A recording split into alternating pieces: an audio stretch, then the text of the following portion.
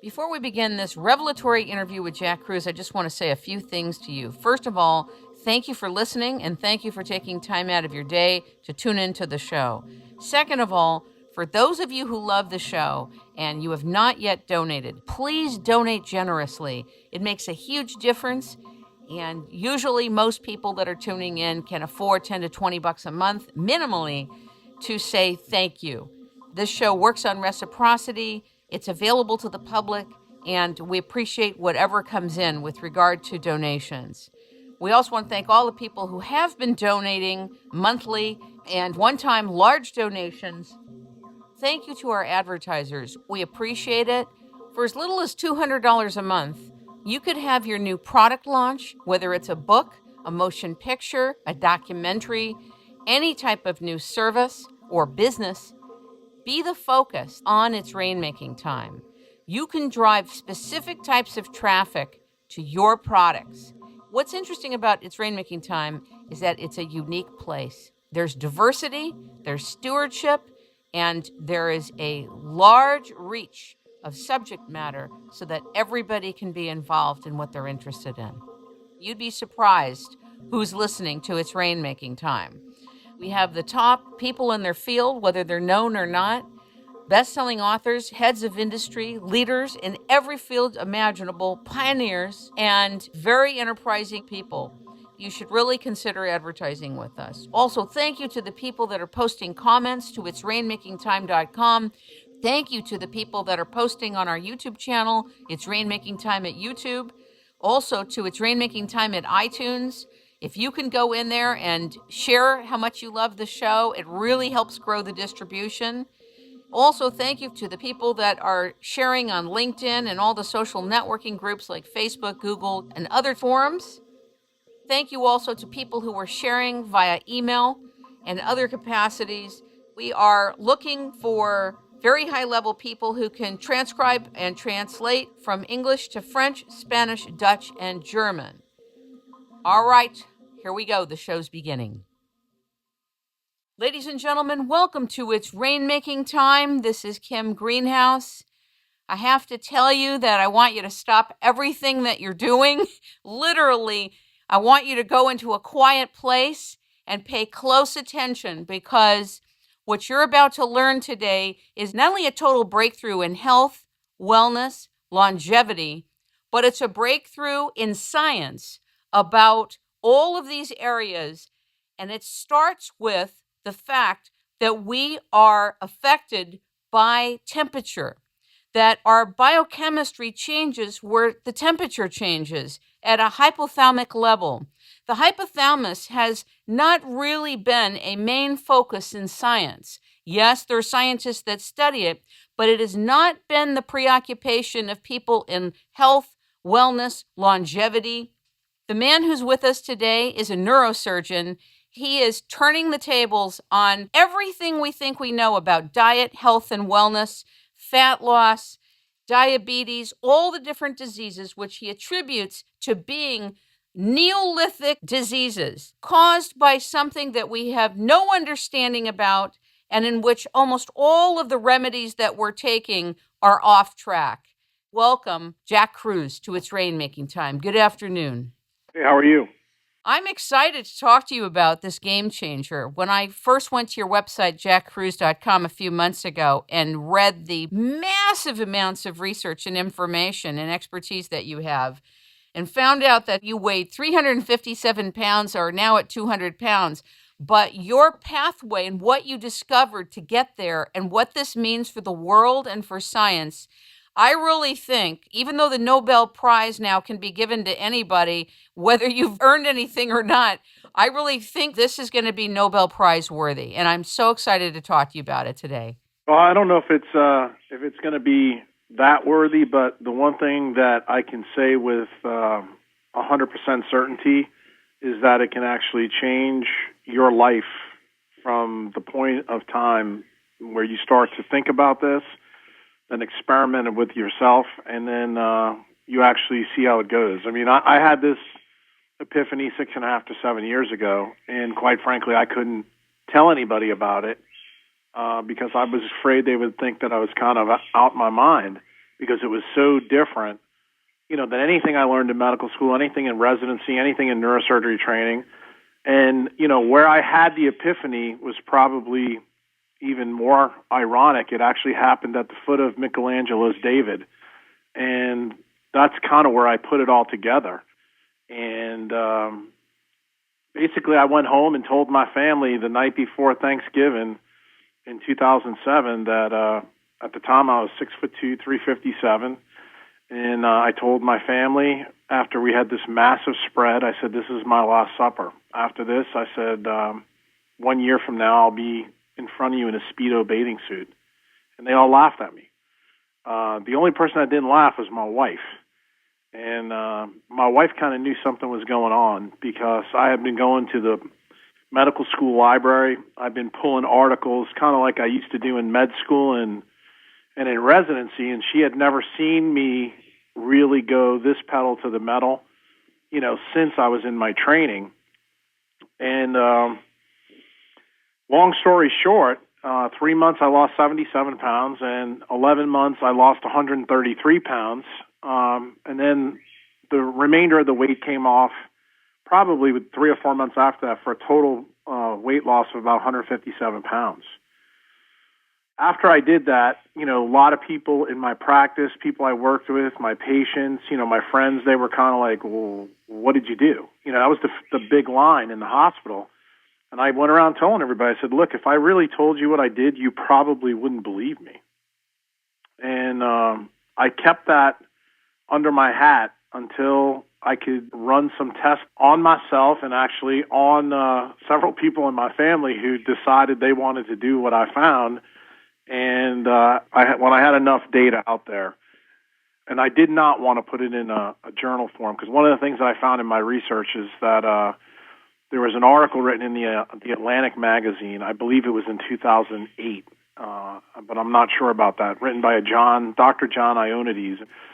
The article basically said that he tried to reproduce several of the major randomized control clinical trials, that most modern medicine's based on, and he couldn't do it, and he believed that most of the trials data that was out there was completely false.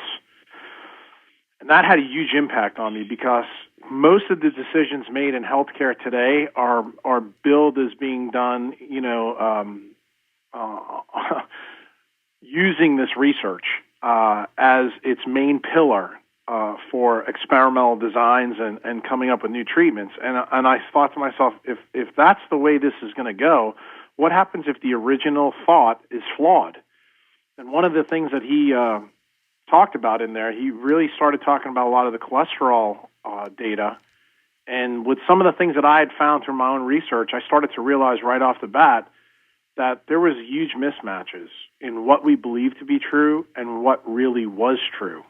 And this is part of the reason why so many people who are obese, overweight, or just say sick don't get better. It's also the reason why we see, articles out there telling us that saturated fat is bad for us, and then several articles will say saturated fat's good for us. So I started to become a big-time skeptic, and then I started thinking about, how could we have two articles saying exactly the opposite things, looking at the exact same kind of principles? And then it dawned on me, possibly, could there be two separate different types of biochemistry that are out there? And I just held that thought in my head, and what made everything click was when I was standing at, the foot of Michelangelo's David, and I looked up at perfection, and I looked down at me, and I said, what's the difference between perfection and me? And it dawned on me. It was the times he lived in were completely different. He lived 500 years ago, in Michelangelo's head, and the food complex was completely different then. Everything back then was, based on what people grew. There was no Monsantos. There was no ConAgras. There was no, politics in food as there is today. In fact, most of the food back then was food. Today, the food is mostly chemicals.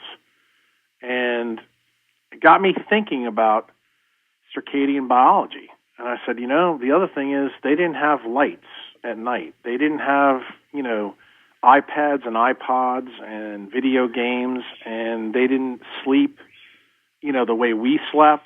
Their life was a lot different. They didn't have a grid or No, all they this. They had nothing. I mean, Right. They had fairly rudimentary things. And then I took the thought experiment even further back from Michelangelo. I started going back in history. And something else dawned on me, that we learned in science probably in the last 10 years. When I was going through medical school, we always thought that genetic determination, meaning the stuff that came from Watson and Crick and DNA in the 1950s, was kind of the be-all, end-all in medicine. In fact, everybody who's probably listened to this has probably heard a physician say, when they don't know something, they usually say, it's genetic. And that's kind of the out card for medicine now. But what we found in the last 10 years, that genetic determinism really doesn't matter that much. Our genes are kind of set. And I always tell my kids this. I said, chimpanzees and humans share 99.8% of the same DNA, but a chimp and a human are radically different. Why is that? And what we found in science is that the science of epigenetics is vitally important. In fact, it's more important than what our genome shows. And what controls epigenetics is totally the environment. And when you start looking at our environment, and I'm not talking about the environment like Greenpeace would talk about. I'm actually talking about circadian biology. I'm talking about light cycles, temperature cycles. I'm talking about barometric pressure. I mean, things that all biology have to navigate. And the way I like to think about things these days is basically biology, evolution, science takes the chaos of the world and makes sense of it. And that's exactly what our bodies do.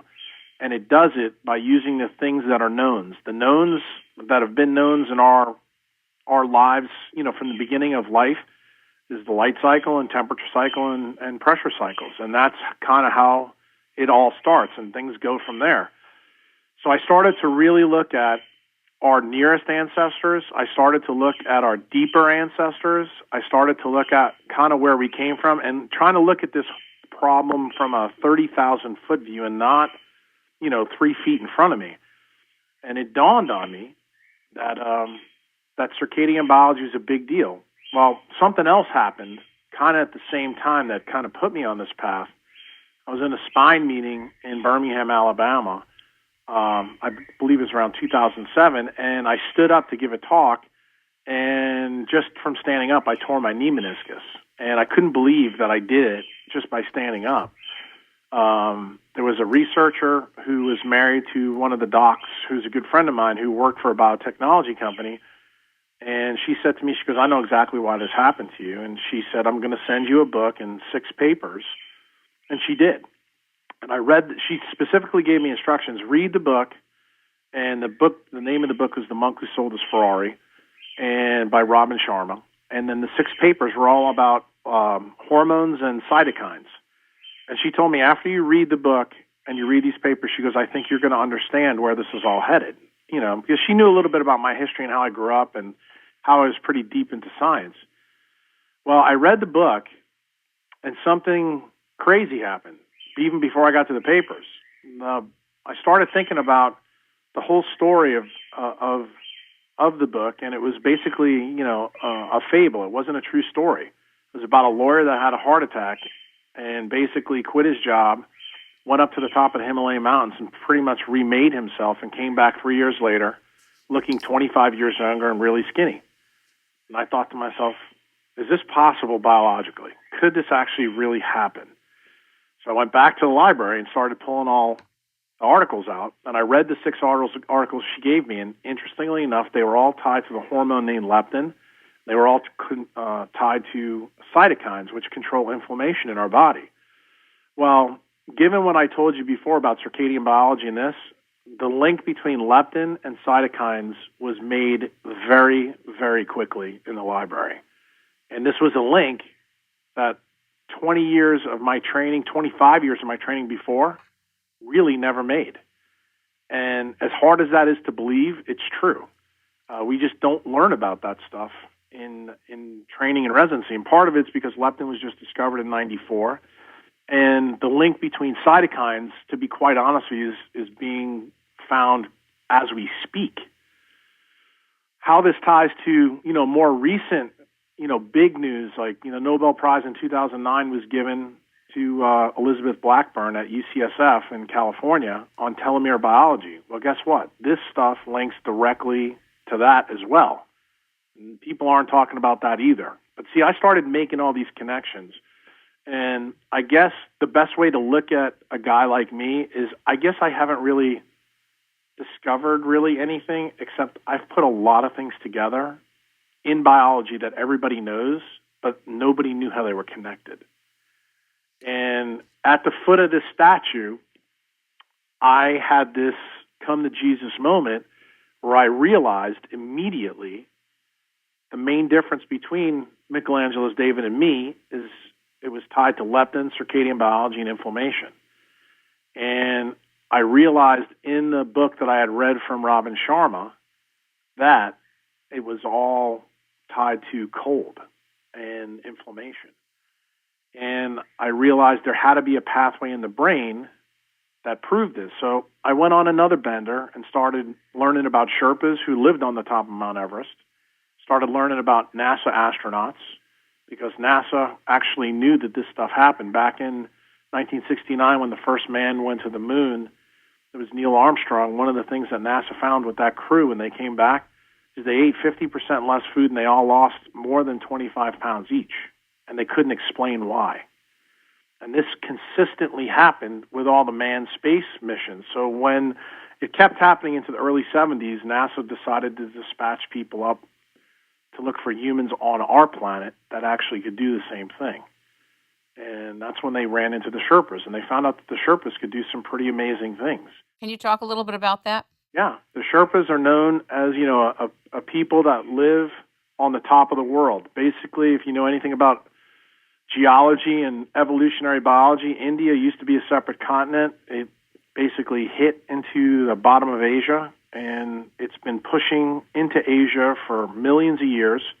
And basically, the tops of the Himalayan mountains used to be the bottom of a deep ocean. And as it's gone to the sky, barometric pressure has decreased and temperatures decreased.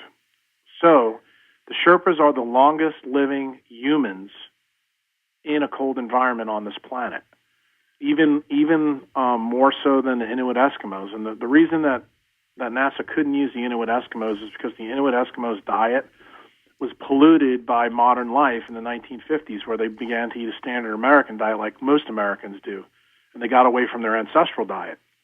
But what made the Sherpas very, very, very interesting to NASA is they had resting metabolic rates that were 300 to 500% of the people they were helped climbing up to the top of the mountain. So, for example, if you went to Mount Everest, it would take you 3 weeks from base camp to adapt to the environment there. It takes a Sherpa 3 to 4 days.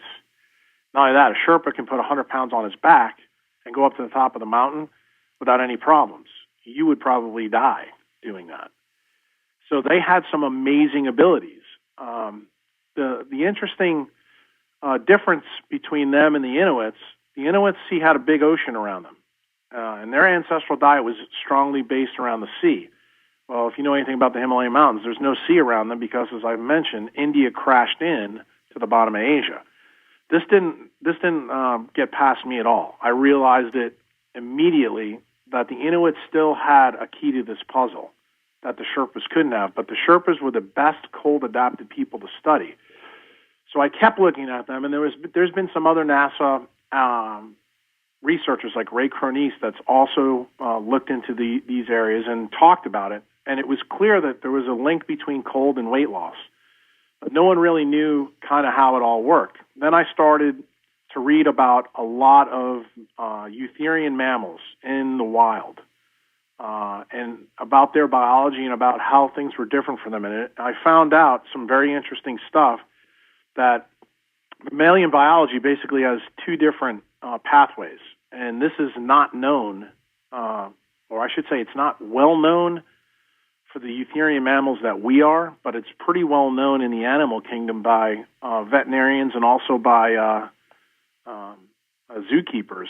So I actually went down to the zoo and started talking to zookeepers about how the animals change over the year. And I started to find out just about in every animal that's in the zoo, they go through tremendous changes, biochemically as the year goes by, and most are not tied to the diet. These actually are built in, they happen. So I realized there had to be a pathway in the brain that did this.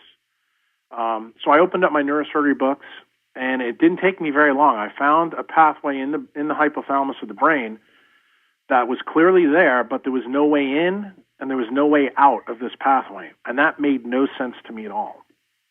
And I struggled probably for 18 months to figure out the pathway in and the pathway out. And I read a lot about it. And finally I found it, and it turned out it had to do with the eye and the suprachiasmatic nucleus. And that's another way that all mammals perceive, their environment. And I found out that our nucleus, we've believed in humans, only worked on the light cycle, but it actually also works on temperature.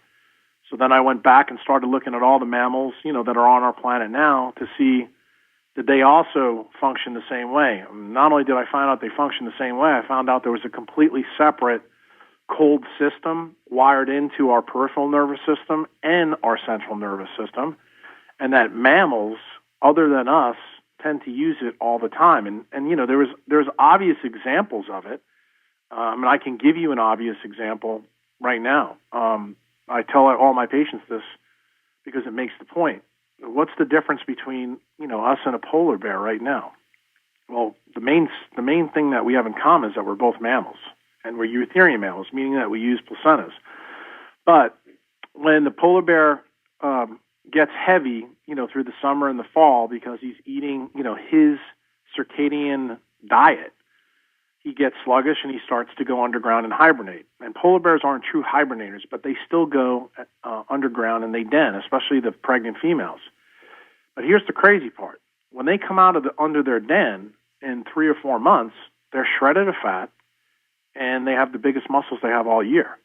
So I ask my patients, just like I'd ask you, well, tell me, when did they have time to exercise? They were under the ground sleeping. And when you start to think about that, you start going, well, yeah, they didn't exercise. So how did they lose this weight? And the reason they lost the weight is because the cold biochemistry dictates it destroys leptin levels. Not only does it destroy leptin levels, it does something actually, and this is the big missing piece of the puzzle for humans, it actually gets rid of our fat cells. The only way modern humans think we can get rid of fat cells is through the plastic surgeon. That's not true.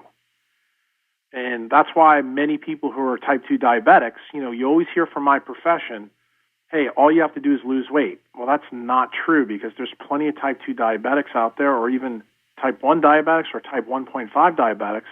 They lose weight and their diabetes and their fasting blood sugars are still out of whack, and they still have insulin resistance. Why is that? All they did was lose the fat in their fat cell. They did not get rid, meaning apoptosis, of that fat cell. And see, biology requires us to absolutely get rid of our fat cells on a seasonal basis in order to reverse our insulin resistance.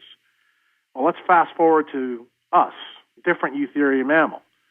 We control our own environment, unlike the polar bear. We also don't have the need to hibernate anymore because our brain grew so fast we figured out ways around that too. But here's the crazy thing. The cold system is still wired into us.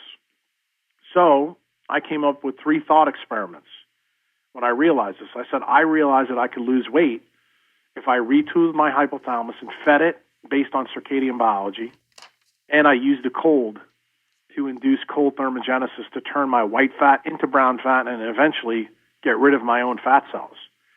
And I did so much work on this that I convinced myself that I could lose the weight really, really fast. So I came up with something called the leptin prescription reset, and I came up with something called the cold thermogenesis protocol. And on November, I guess it was 28th, 2007, I applied this to myself. And 3 months later, I lost 77 pounds, and 11 months later, 133. Needless to say, my wife's mouth was wide open. The person that had the biggest effect on was my son. My son was at the time in a private school, in high school, and when he came home to see me in May of that year, because he hadn't seen me in while he was in school, he was floored.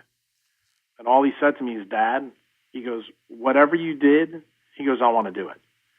And I told him, we were actually on vacation in Walt Disney World, and I said, look, Connor, I ruined you as a child. I fed you McDonald's. I fed you Walmart food. I fed you everything that I shouldn't feed you. And at the time, he was 15 years old, 257 pounds.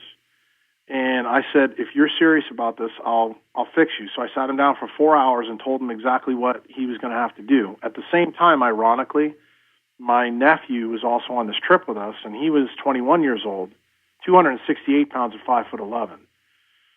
They both decided that day they were going to change. My son, in 6 weeks, did what I told him to do, and he went back to school 60 pounds lighter 6 weeks later. And you know that for most of us sounds virtually impossible unless you're on HCG to lose 10 pounds a week like that of fat. Oh, and the other thing, Dr. Kruse, I want to say to you is that a lot of people say that people's fat cells are, quote, meant to be there just in case you don't have food. You know that whole belief? Right. It's totally wrong. You're designed to make fat to survive, but here's the key thing. When your fat cells multiply and divide, you're not designed to have millions and billions and trillions and just keep getting fatter and fatter and fatter, because what we now know is the cell membrane that controls those fat cells actually is what drives a lot of the insulin resistance. And see, that's the missing part of the modern day healthcare story that people don't realize. And that's part of the reason why people on my website, when I put the cold thermogenesis protocol out, I made a very, very bold statement early in my cold thermogenesis series that I told them that you want to reverse type 2 diabetes, you have to use the cold. The cold is the antidote. And, a lot of people had a big problem with that. And guess what we found since I started putting this information out? I mean, that blog post was written on February 11th, 2012. So we're talking 2 months ago. If you go read the blog comments, what people who have diabetes have found in 2 months, it's nothing short of remarkable.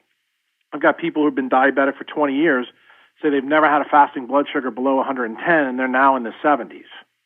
This is with 2 months worth of CT, and that's it. So I want to go back, and I really want to bring in the listeners a little bit into the frame of reference of this. The leptin reset has to do with eating 30 minutes upon waking. 50 to 70 grams of protein, preferably with some fat, correct? Yes. That's the first part. You also said dinner before 7 p.m., and when it becomes dark, you're going to bed. Is that true? Well, I wouldn't say that is actually true. Okay. For me, last night it was true, but I would say that when the sun sets, you need to make sure the artificial light in your house also sets. That's the main point of that point. Do you light a candle? Well, I do a lot of different things. Yes. I talk about that on my site, but I had custom-made Oakley goggles made. I very rarely watch TV anymore, but I will tell you in the beginning I did watch TV, when I started all this, but I always made sure I had the goggles on. There's no lights on in my house. In the fall and wintertime, I light a fire every single night. I have a real fireplace in my house, so I use that. When I read at nighttime, if I using my computers, I use Flux, which is a computer program that knocks the light down. And I still wear my goggles when I do that. Or if I read a book, I wear a baseball hat and I'll have a red or a blue light on the rim of the cap that a hunter would use, so that it's not a bright light. And the reason I do that is because I do not want to set off my cortisol to the light. Because what people don't realize, when the sun rises, normally our cortisol level rises. So every time you open your iPhone or your iPad in the middle of the night or when it's dark, you just screwed up your circadian rhythm for cortisol. Well, guess what? That's probably the number one cause of heart disease in the world. And people don't know this. And you want another perfect example of that? Sure. Just take a look at Steve Jobs. He did everything wrong. He ate the wrong diet. He ate a vegetarian diet. And he used technology all hours of the night. What happened to him? He died of cancer at 56. So the second leap that I made in my CT series, I also said not only is diabetes curable by this, but I don't believe cancer is a disease anymore. I believe cancer is caused by circadian mismatches that are basically accounted for by our telomeres in our cells in our body. And that's where I'm tying the work into the work of Elizabeth Blackburn. And it sounds very radical when you hear it, but when I explain it all to you and you sit down and you start to think about it, you start to realize why some of the cancer data makes absolutely no sense. I've said this to so many people. We've spent billions of dollars on cancer, and we haven't even made a dent in most of them. Why? Because the way we're looking at the problem, our perspective, is completely wrong. We should not try to, cure cancer after a cell's been transformed. We should never let the cell become transformed to begin with. Are you saying, in a sense, cold thermogenesis plus the protocol that you've put together is like a key in the prevention part? Yeah, I think it's a huge key. In fact, I'll give you a perfect example right now, and you can answer this for me. When you watch TV shows, when people are getting a kidney transplant or a heart transplant, do they put the heart in ice or in charcoal? I don't know. They put it in ice to save it. I figured they would put it in ice, but I don't know for a fact what they do. That's what they do. So people know that the cold preserves things. When you go to the store, you don't buy steaks in the charcoal aisle. You buy it in the frozen food section, don't you? Yes. Because cold preserves things. Well, guess what? It does the same thing with biology. In fact, in the last 2 months, they just found a cold water fish in Antarctica that they found to be 10,000 years old. Now, tell me if that seems possible based on what you knew yesterday. It doesn't. But it's possible because guess what? That animal is living on our planet, and it's been studied. So what our job is as modern humans is to take the data that we know to be true. In other words, the stuff that is present, and we need to explain it. We need to come up with a new framework. Our problem right now in medicine, our problem in our country, our problem everywhere, is that we are socialized to believe many, many things that put us at risk. Probably the best example of that is, Dr. Oz on TV. He'll tell people saturated fat is bad, it's horrible, and this and that. Yet, we can go to the South Pacific and find a bunch of hunter-gatherers who've been eating coconuts for thousands of years who do better than the people in our own country. I mean, if we want to really take a look at what my profession has professed in terms of the cholesterol story, let's look at this bare fact. This is a naked truth that somebody's got to, answer for. We've had people on a high carbohydrate, low fat diet for 50 years. We put them on statins. And what's the number one cause of death in men and women today in the United States? Heart disease. So let me ask you a question. If we were right, how come we're not seeing it in the bottom line? It's interesting. I just did a show on cholesterol and fat with a doctor from Sweden, and this with paleo and all the things that you're putting together is so exciting. You say that evolution says in the biology that it's impossible to find carbs in cold environments. Mm-hmm. Explain that further. Well, that's a simple one. I'll give you another thought experiment for that one. I'd ask all your listeners, and you too, when I tell you this, to close your eyes when I tell you what I'm going to say.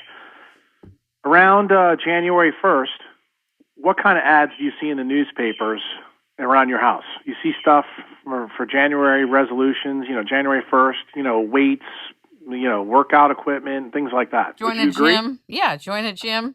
Okay. And the reason for that is because modern companies want to take advantage of us because they know that's the time of the year that humans tend to gain weight because we eat at, all the holidays, and we start off usually around Halloween and work our way through Thanksgiving. And that's a pretty common thing. And I think most Americans would, and probably most people in the world would agree that what I just said there is not very controversial, correct? Right. Okay, change the channel in your head, close your eyes. You're watching the Discovery Channel now on TV, and you're seeing a mountain lion, and he's in Yellowstone Park. When is he the leanest during the year? Oh. In the wintertime. Exactly opposite when you are. Why is that? Why are humans somehow different than wild animals? Well, here's the answer. Humans are the only mammals on this planet that can control their environment. So if you're in Calgary, Canada, on December 31st, you can eat a banana. Why can you? Because we have figured out how to import one from Chile. Okay? Yeah. Guess what biology says? Guess what our telomeres tell us? Don't do it. It's physically impossible to eat a banana on December 31st. And guess what? When you do, you're paying a biologic toll. The problem is you're not ambiently aware of that toll as you eat that banana. But guess where it gets taken out of? On your telomeres. Your telomere shortens. And when you keep making these biologic mismatches chronically over time, you keep opening your iPad at night, you keep staying out and partying and not sleeping well, you keep eating, carbohydrates from McDonald's and Walmart at all hours of the night every single month because the people on the TV say it's good, or Kellogg's tells you that cashew cereal is really healthy, or a dietitian or nutritionist tell you that whole grains are healthy. Guess what? You pay the price. And not only that, my theory also predicts that when you continue to do this generation by generation, the disease processes that we normally see in 70 and 80-year-old people will start to show up in teenagers. And guess what? It's already happening. Here it Got is. it. And you know what? No one has an explanation for it, probably until I came along. And I do. And the reason for it is because our epigenetics have been sped up by something in evolution. And I haven't released that part yet. It's going to be in my book later this year. I'm actually doing a webinar on it actually next month on my website for my members. But I call it Factor X. And I will tell you, as part of my theory, when I was sitting at that base of Michelangelo's statue, I realized that something had to be driving this whole process that we're talking about. And I realized that it was the speed of epigenetics. And as I told you before, just in the last 10 years, we've started to realize as scientists and clinicians how important epigenetics are. Well, the only way a cell can tell about how the environment is through its cell membrane. So cell membrane chemistry has now become one of the hottest areas in research. It's also become the hottest area that I'm reading about because it's what dictates mammalian biochemistry. And I recently on the blog, I started, posting things about marmots, which are, eutherian primates. They're actually not too far removed from us, about how they change their cell membranes as the seasons change. And the ironic thing is these are primates that actually live closer to the equator. The argument that I gave you, or the thought experiment I gave you early when you closed your eyes, was one of an animal that was further from the equator. But guess what? This actually happens at the equator. And if you don't believe me, the next time you watch that Discovery Channel, there's a dry season and a rainy season at the equator too. That means that there's circadian cycles there too. There's times there's fruit available and there's times there's not. If you don't believe me, just turn the channel on and see when the wildebeest have to go drink water, and who gets them? The crocodiles. I want to ask you something about the hypothalamus, because it seems to be like where the action is and where this ancient information that's hardwired in us is. You say that it's the cold switch of the ancient pathway. Well, I wouldn't say the hypothalamus is. I would tell you that the switch that allows us into this pathway is in the eye. Okay. And that's called the suprachiasmatic nucleus. And what happens there, we've known as modern humans, modern doctors, that the suprachiasmatic nucleus controls circadian biology. We've known that. But what we didn't know until very recently is that when we have eye diseases, we age faster. That's an actual known fact now of the last 3 years. And I knew that, and I couldn't figure out kind of why in one part. And then I started to find out these things about the suprachiasmatic nucleus actually will not use light when the temperature goes really low. And actually, when that happens, that allows us to get in to this ancient pathway that's in our hypothalamus. And we will never use this ancient pathway if we don't have the switch to get us in. Well, this goes to my other point to you. If you don't use temperature to let you in, modern humans don't let us use temperature. We wear clothes. We're not like the polar bear, right? We also have heated seats in our Escalade, so we don't face it there. We also live in heated houses. We don't live in caves. We don't have to navigate around the planet like the animals do. So guess what? Modern humans have never faced a winter, ever. In fact, the more we've gone on in our own biology from, say, let's just say from 5,000 BC to now, we never face a winter. In fact, we come out with clever ways not to face the cold. Well, guess what? That's to our detriment. And what I'm saying is when you start to face the cold, amazing things start changing in your biology. It's actually the opposite of what we were told as young children. You know, that You're cold, exactly you know, right. I'm being sure in if the... you've got kids, Yeah. you probably told your kids when it was cold, wear a hat, wear a scarf, you're going to get sick, and this and that. And it's exactly the opposite. You know, in fact, your kids knew something that you probably didn't know. When kids go outside, they have higher rates of brown fat in their body. That means they're more effective at actually handling the cold than you are. And they don't need protection from the cold. More ironic thing is most kids, when they grow up, they don't like vegetables. Well, that's built in too. They want to eat protein and fat, which is also part of the pathway. You know, and I came into the paleo community not because I was a big believer in the Paleolithic diet. I came in because I found this ancient pathway first, and then I realized that the diet that this pathway calls for is an ancient or ancestral Paleolithic diet. And that's basically how all mammals are designed to eat. But they're designed to work in their environment. We are the first mammals that have come along that completely control our environment. And that the reason for that is because our brains grew at exponential rates compared to our nearest relatives. And the reason for that is because our epigenetics have been sped up from this big event that I talk about as Factor X. Now, you say on your blog that calories in, calories out makes no biological sense. Explain that to the audience. I know it's on your site, but explain it. Well, it's very simple. I did a podcast a while back, and I gave a simple example, a third-grade example. I guess I'm going to use it here again because I think it works. If you were to eat 2,000 calories, let's say, of liverwurst every day, and 2,000 calories of Twinkies every day, do you think after a year that you'd have the same body composition? No. All right. Well, remember, it's calorie the same, but you picked up on it right away, and you wouldn't. And the reason why is because the electrons from those foods cause different hormonal switches to go off on us. But here's the bigger issue with calories. And I usually use Michael Phelps here as a good example of this, because everybody watched him in the Olympics in 2008 when he was at Beijing. And when he was up on the podium with Bob Costas, you know, people saw him in his Speedo. He looked amazing. You know, and he was telling people he was eating between 8,000 and 12,000 calories a day. And people are like looking at him going, are you kidding me? How could you do that? And, you know, this is where Ray Kernice got real famous. He actually did some of the homework on the science behind how he was able to do that. And the part of the story that nobody knew is that Michael Phelps swam and trained in a pool that was 50 degrees of water. Well, guess what happens when you train in 50-degree water? You burn calories as free heat. Well, guess what? We have the ability as modern humans, in fact, every mammal has this ability. We have a cell in our fat called brown fat. It goes by the initials BAT, brown adipose tissue.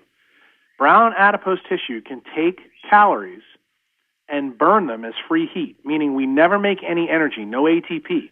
That means no oxidation occurs in our cells. It's just burned as free heat.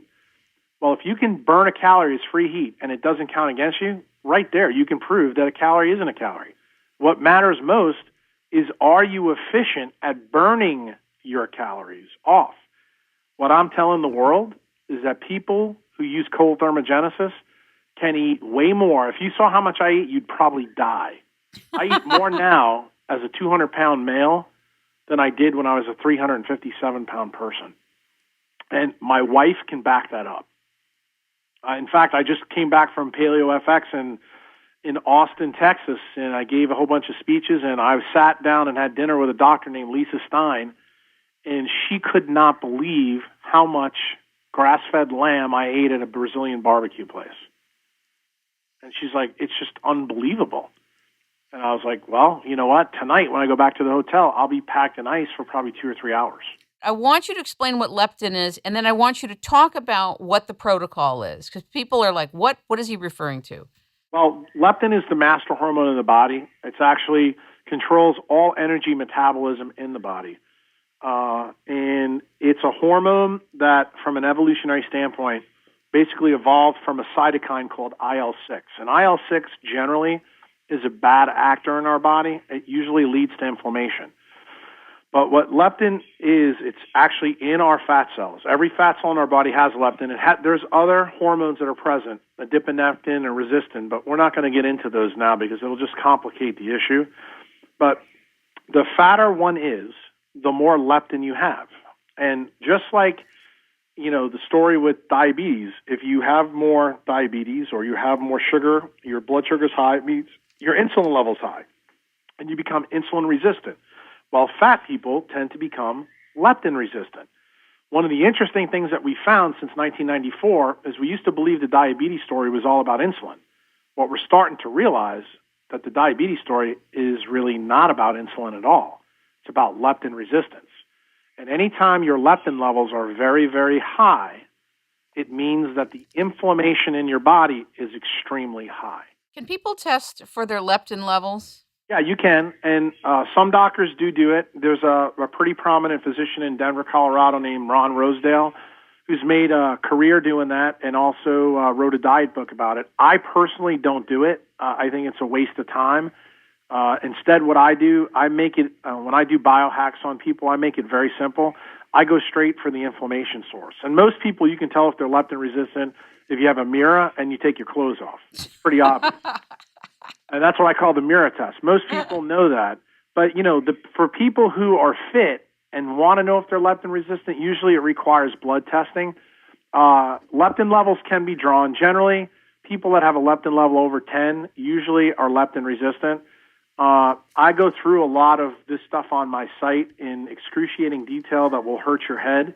But if you're really interested in learning about it, I would say come on my site and read that stuff, and I'll explain it to you. I also have a really good habit. If you have any questions at all, leave them there, and I answer every single question on my blog. I want to go back to the actual protocol. Now, I understand you spoke with Black Ops or Special Ops and Special Forces that also contributed insight into the protocol. Is that correct? Along with NASA's input. I have talked to lots of people about this. Yes. Because one of the things I found out, I told you that my nephew is in the Navy and he's getting ready to become a Special Ops officer. I found out after talking with some of the people he's worked with, that the number one reason Navy SEALs are knocked out of the program is because they can't handle the cold. And I started to find out kind of how they train these kids to become cold adapted, and there really was no training. The training that they used was pretty rudimentary, and it wasn't based on the biology that we had. And that's part of the reason I came up with my cold thermogenesis protocol. And it took me several years to kind of get it right, but it's based on kind of how our central and peripheral nervous system is built. And everybody who's basically used this since I've put it out there have started to realize it only takes, I don't care what kind of shape you're in, about 2 weeks for a person to become cold adapted. You can go from right now not being able to tolerate, say, water that's 50 degrees with ice cubes in it. Within 2 weeks, I can guarantee I can change that if you follow my protocol. And when they started to do these things, they started to notice there's a lot of changes. And I know Special Ops, in fact, I met a gentleman at PaleoFX who is in Special Ops, who I talked to. In fact, I changed my opening speech because of this guy down there. His name's Randy Brummett, and he has a lot of connections to Special Ops in the military. And we're going to be talking, to them in the future about maybe trying to change our elite soldiers, activities in this area, because God, this is a total game changer. My God, this could speed up everything. Huge. But I mean, the thing is, I don't want this just to be used for elite athletes or, elite humans. The people that can benefit the most from this are the 60 million diabetics and the people that have cancer in our country. Remember, after all, I am a surgeon. I'm paid to take care of sick people. I really eventually want to put myself out of business so that I can take care of well people and keep them well, so they don't have to rely on the system that's currently built, because the system that's currently built is not designed to keep you healthy. It's designed just to take care of you when you're sick. Can you That's talk why about it's so damn expensive. Can you talk about the protocol, the first part of the protocol of becoming cold adapted? People will go to your site and read it, but hearing it from you is very different. Yeah. So bring us The in. easiest first way to start is what I'd say. It's very cheap as long as you have water in your house. Most people, tap water is between 50 and 55 degrees. So you fill up your sink and you start dunking your face in the water. And the reason that you want to use your face is every mammal on this planet has something called a mammalian dive reflex. And if you don't believe that humans have it, again, go back and turn on the Discovery Channel and see that women who deliver their baby in a pool of water, the child comes out and he never drowns. And the reason for that is because we have a dive reflex. And that dive reflex goes all the way back in evolutionary times to when our deep, deep ancestors were all born in the water. And it's still present in us. So you may not want to believe this, that's fine, but you know that what I just told you is true because you've seen it. Well, I use the same part when I cold adapt people. I basically tell them, I don't want you to put your body in the cold water right away. What I want you to do is just put your face in it. And this is where neurobiology gets in, but basically what innervates our face is a cranial nerve called the trigeminal nerve. That nerve feeds back very, very close to the 10th cranial nerve, which is called the vagus nerve that innervates our gut. And basically what happens when you cold adapt someone's face, you are basically telling the central nervous system and the peripheral nervous system that something in our environment has radically changed, and we need to prepare for it. Well, guess what happens? And this is on a biochemical level now.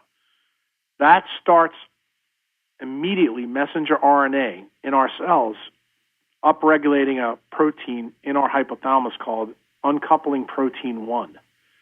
That happens within 3 or 4 hours of your training of doing this. That's how fast this works. How long is your face in the water, and how many times are you? Well, I usually tell people you want to get to the point where you keep your face in that 50-degree water until you can take your next breath. And some people, can't breathe that good. Some people can.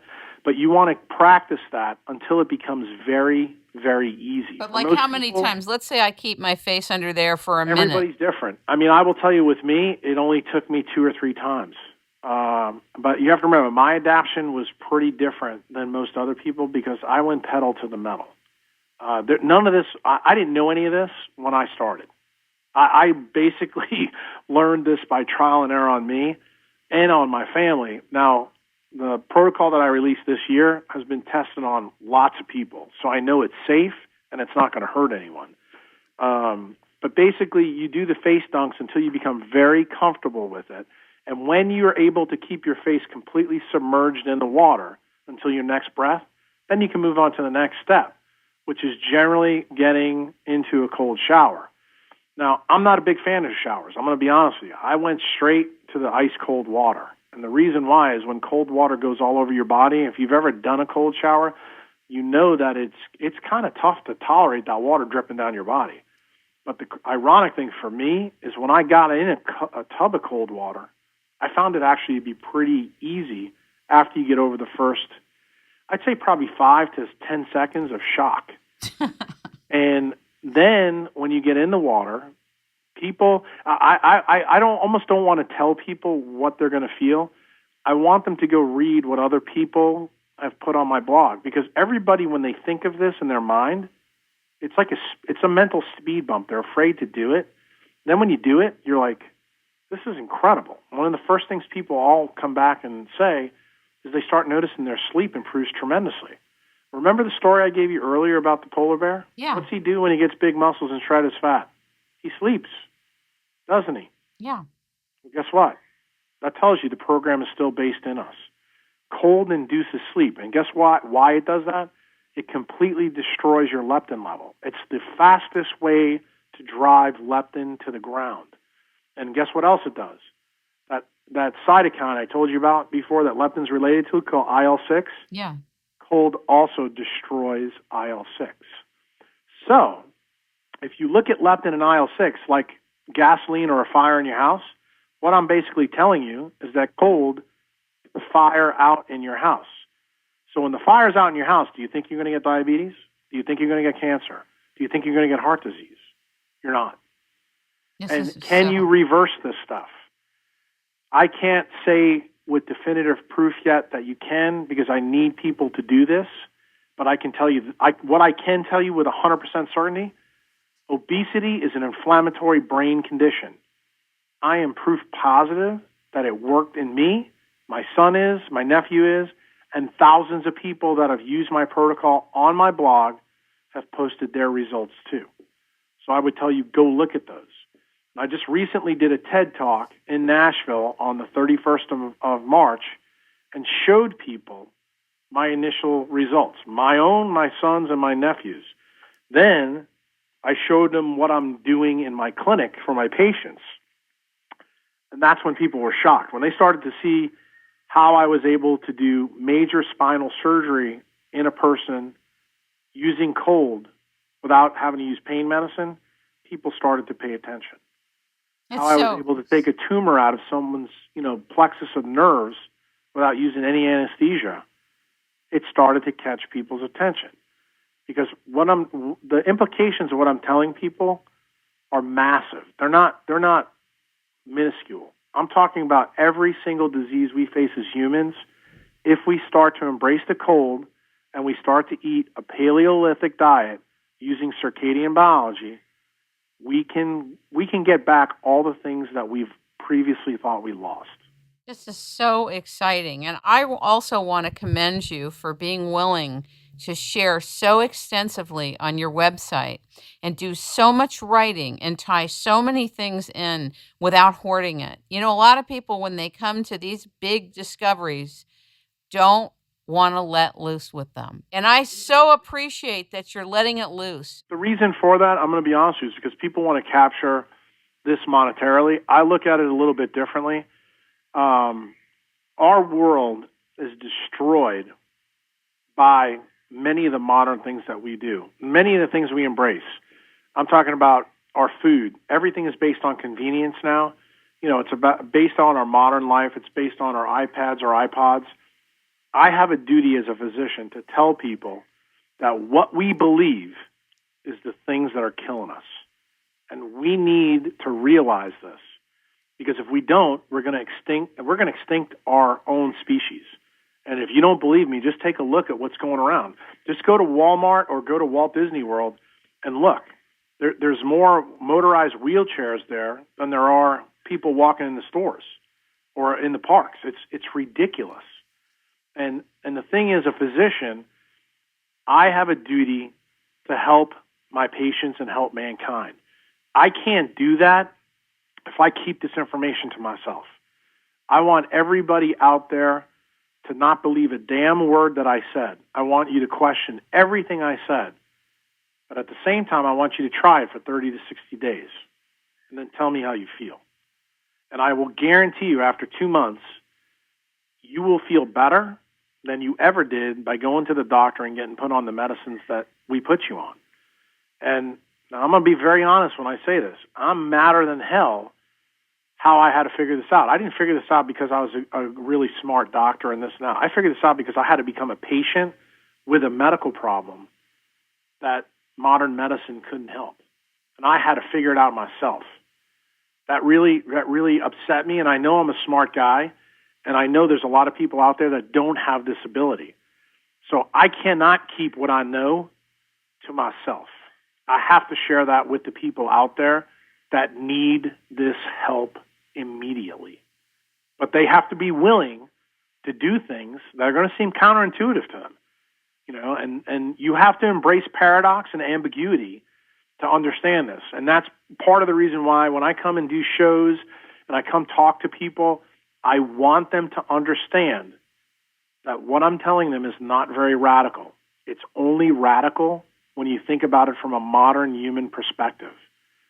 It wasn't more than 10 or 20,000 years ago that we were living in caves, and it was cold, and we did eat protein and meat, and we didn't go out at all hours of the night because it was not safe. Well, guess what? That's how our biology is designed to work, and we need to get back to it. I'm so honored that you joined us today, and I'm so excited to begin your program.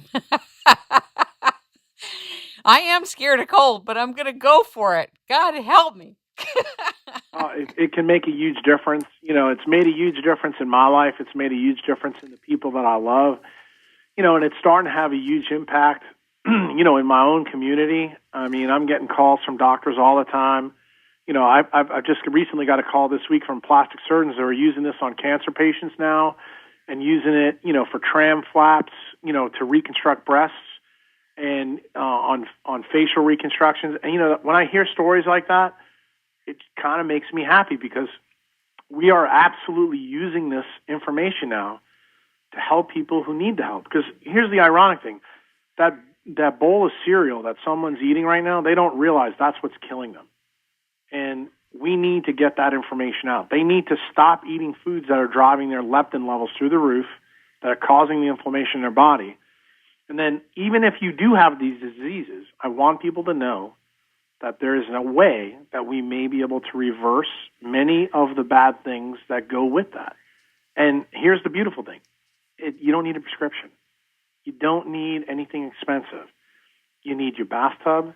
You need some ice cubes. You need resolve. You need to think. You need to think and look in your own environment of the animals that are out there in front of your nose and say, what really is different between me and them? I mean, most humans don't even realize they are mammals until I point it out to them. And to me, a child who's in third or fourth grade gets this. And the problem is the older we get, the more dogmatic we get, the worse it gets. And we need to start to realize we need to question everything we're socialized to believe because that's what's getting us in trouble. And we need to change that.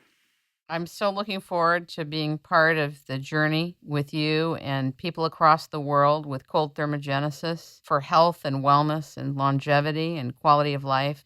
Thank you so much for your time and what you're doing. It's so huge. Most people listening will not know exactly how huge it is, but I literally went through your whole website and was so excited. I called friends of mine and I said, this is the most revolutionary, exciting, mind-blowing thing I've ever seen in science yet today. This is it.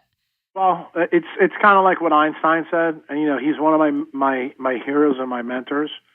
I always knew that the answer for me was going to be simple, and I never realized how simple. All I had to do is basically eat an ancestral diet and embrace the cold, and I was able to, completely change my life and change my son's life, change my family's life. Now that I've proved that, I just want to share it with everybody else. Jack Kruse, thank you so much for being with us. Ladies and gentlemen, we have been talking with, learning from, and listening to Jack Kruse. He's a neurosurgeon, and he is on to one of the most exciting breakthroughs in health, wellness, and longevity. You can reach him by going to jackkruse, KRUSE.com. Sign up to be a member, read his blog, go through the entire program, and thank you so much, and I'd love to have you on again in 6 months, Jack. All right, sounds good. As long as you promise me you're going to embrace I'm going to do it. You're going to see me on the forum. Awesome. I'm going to write to you. That's what I'm looking forward to.